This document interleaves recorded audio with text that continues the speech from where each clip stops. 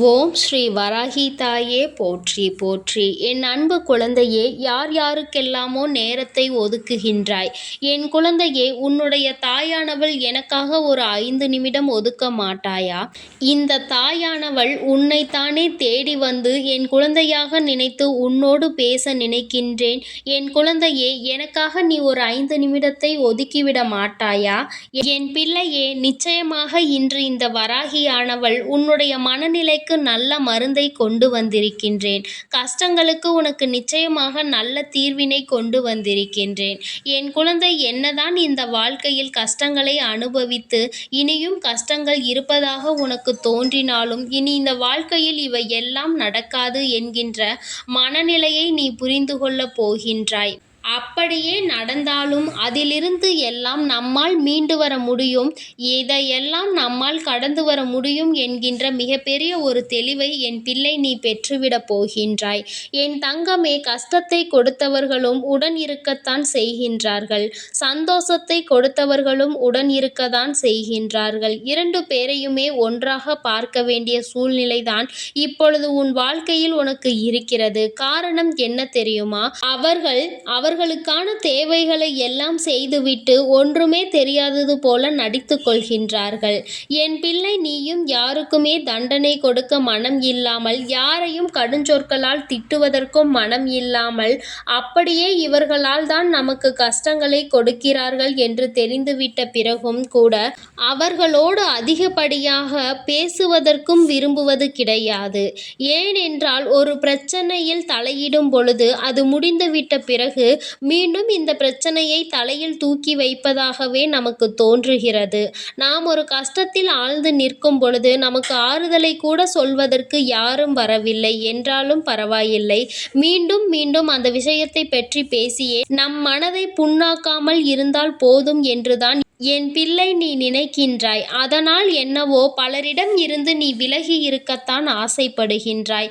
வந்தால் பேசிக்கொள்ளலாம், இல்லை என்றால் விட்டுவிடலாம், நாமாக தேடி சென்று யாரிடத்திலும் எந்த உறவையும் வளர்த்து கொள்ள வேண்டாம் என்று என் பிள்ளை இப்பொழுதெல்லாம் தெளிவான மனநிலையோடு இருந்து கொண்டிருக்கிறாய். நீ எப்பொழுதும் இந்த மனநிலையோடு இருந்து விடுவாய், ஆனால் நிச்சயமாக பிரச்சனைகள் உன்னை தேடி வருவது சற்று குறைந்துவிடும். அவர்களிடம் எல்லாம் நாம் என்ன செய்தாலும் அது நடக்கப் போவதில்லை. நம் வார்த்தைகள் எதுவும் இவர்கள் மனதை காயப்படுத்துவது கிடையாது. என் பிள்ளையை, மற்றவர்கள் வாழ்க்கையில் கஷ்டங்களை கொடுத்தால் அது அவர்களை எந்த அளவிற்கு பாதிக்கும் என்பது தனக்கு நடக்கும் வரை யாருக்கும் புரிவது கிடையாது. இப்பொழுதெல்லாம் அவரவர் செய்கின்ற பாவத்திற்கு பலன்கள் அவரவர்களுக்கு உடனடியாக கிடைத்து கொண்டே இருக்கின்றது அல்லவா? அதனால் என் பிள்ளையே, யார் என்ன கஷ்டங்களை அனுபவித்தாலும், யார் என்ன சூழ்நிலையில் இருந்தாலும், இனிமேல் இந்த வாழ்க்கையில் நடக்கின்ற விஷயங்களை பற்றி எல்லாம் வேதனைப்படாமல் எல்லாவற்றையுமே உன் தாயானவள் என்னுடைய பாதத்தில் போட்டுவிட்டு உன்னுடைய கடமை என்னவோ அதை மட்டும் நீ செய்து கொண்டே இருக்க வேண்டும். உனக்கு கஷ்டங்களை கொடுப்பவர்கள் சற்று சிந்திக்கத்தானே வேண்டும். நாம் யாருக்கு கஷ்டங்களை கொடுக்கின்றோம், இதனால் என்ன விளைவுகள் ஏற்படும் என்பதையெல்லாம் அவர்கள் சற்று உணர வேண்டிய காலகட்டம் வந்து கொண்டே இருக்கிறது. என் பிள்ளையே, நீ எதற்காகவும் முதலில் யாருடைய சூழ்நிலைக்காகவும் வருத்தப்படுவதை நிறுத்திவிடு. அவர்கள் செய்கிறார்கள், அது அவர்களின் குணங்கள். அதை நீ ஏற்றுக்கொண்டால் அது உன்னுடைய குணமாக மாறிவிடும். அவர்கள் முன்னிலையில் இதையெல்லாம் என்னால் எளிதாக கடந்து வர முடியும் என்கின்ற தைரியமான மனநிலையை நீ வெளிப்படுத்த வேண்டும். தைரியம் என்றால் என்ன? ஒருவரை எதிர்த்து நிற்பது இல்லை. எனக்கு என்ன வந்தாலும் என்னால் அதை சமாளிக்க முடியும் என்று நிற்பது தானே. என் பிள்ளையே, நீ அப்படித்தான் நிற்க வேண்டும். உன்னுடைய தைரியம் அவர்களை யோசிக்க செய்ய வேண்டும்.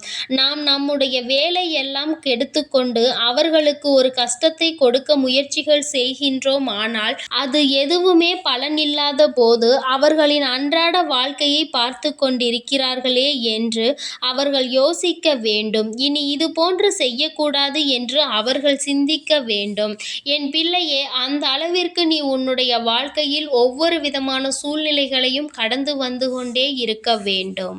எந்த இடத்திலும் தேங்கி நிற்கக்கூடாது. என்ன நடந்தாலும் என்னால் முடியும், இதை தாண்டி செல்ல என்னால் முடியும் என்ற பக்குவத்தோடு நீ நடந்து கொள்ள வேண்டும். என் தங்கமே, இந்த வாழ்க்கையில் பட்டதெல்லாம் போதும், கெட்டதெல்லாம் போதும் என்று நீ நல்லதொரு மனநிலைக்கு இப்பொழுது வந்திருக்கின்றாய். ஏன் தெரியுமா? சேராதவர்களோடு சேர்ந்து அதிகப்படியான கஷ்டங்களை அனுபவித்து வாழ்க்கையில் யாரோடும் எந்தவிதமான சூழ்நிலையிலும் எப்படி நடந்து கொள்ள வேண்டும் என்பதனை புரிந்து கொண்டாய். தேவையில்லாதவர்களோடு பழக்கத்தை வைத்து கொண்டதனால் அவர்களுக்கு ஒரு சூழ்நிலை வரும்பொழுது உன்னை அவமானப்படுத்திவிட்டு அவர்கள் நல்லவர்களாக அந்த இடத்தில் மாறிக்கொண்டார்கள்.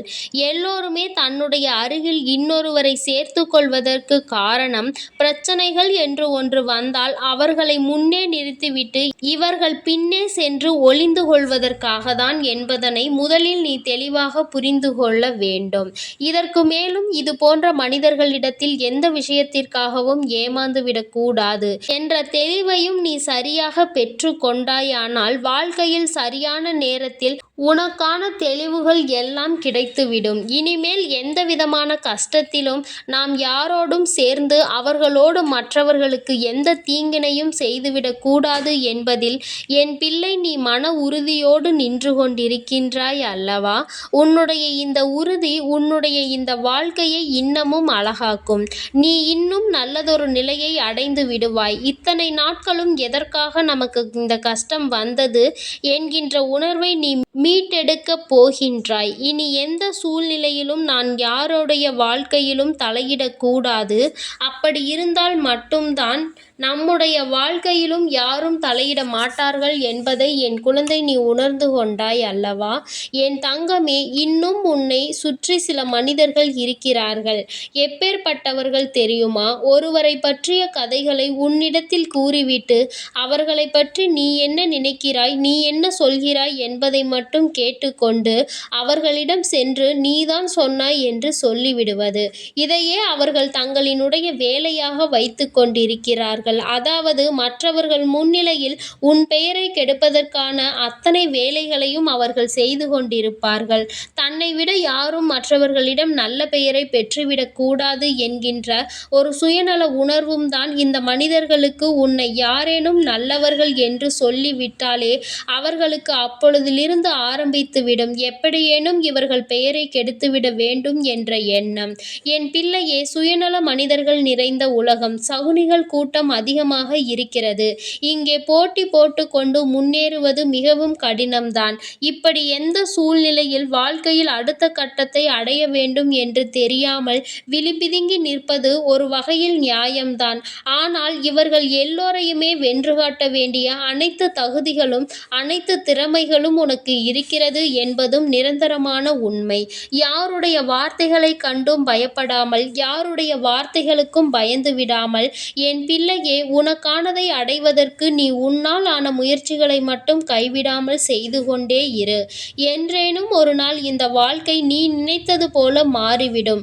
அன்று உனக்கு துரோகங்களை செய்தவர்கள் எல்லாம் உன் முன்னால் கைகட்டி நிற்க வேண்டிய ஒரு சூழ்நிலை ஏற்படும். என் பிள்ளையே, அன்று கூட அவர்களுக்கு தண்டனை வழங்க முடியாது. ஏனென்றால் என் பிள்ளை நீ அந்த அளவிற்கு அடுத்தவர்களை கெடுக்க வேண்டும் என்ற எண்ணம் கொண்ட பிள்ளை இல்லை அல்லவா? அன்றும் கூட அவர்களுக்கு நல்லதை தான் செய்ய வேண்டும் என்று நினைப்பாய். என் தங்கமே, இந்த எண்ணத்திற்கு உன்னுடைய இந்த நல்ல மனதிற்கு நீ வாழ்க்கையில் நல்ல நிலையை அடையப் போகிறாய். என்றென்றைக்கும் இந்த வராகி உன்னுடன் இருந்து உன் வாழ்க்கையில் உன்னை நல்ல நிலைக்கு கொண்டு வந்து விடுவேன். உனக்கு இந்த வராகியானவள் இன்று தருவது சாதாரண வாக்கு கிடையாது. என் பிள்ளையே, இது சத்திய வாக்காகவும் தெய்வ வாக்காகவும் நீ எடுத்துக்கொண்டு இனி எல்லாமே உனக்கு நல்லது மட்டுமே உன்னை சுற்றி நடக்கும். உன்னை சுற்றி நடக்கின்ற விஷயங்கள் எல்லாம் உன்னை விட்டு விலகி ஓடும் என்பதை மனதிற்குள் நினைவில் வைத்து கொண்டு உன்னுடைய அன்றாட செயல்களை சரியாக செய்து வா. என் அன்பு பிள்ளைக்கு இந்த வராகி அம்மாவினுடைய அன்பும் அருளும் எப்பொழுதும் முழுமையாக கிடைத்து கொண்டே இருக்கும். என் தங்கமே, அதனால் நீ எதற்காகவும் கலங்காதே, எதை நினைத்தும் வருந்தாதே. நீ நல்லதையே நினைத்தால் உன் வாழ்வில் எல்லாம் உனக்கு நல்லதாக மட்டுமே நடக்கும். ஓம் ஸ்ரீ வராகி தாயே போற்றி போற்றி. ஓம் ஸ்ரீ வராகி தாயே போற்றி போற்றி. பஞ்சமியின் நாயகியே போற்றி போற்றி. சிம்ம வாகினியே போற்றி போற்றி.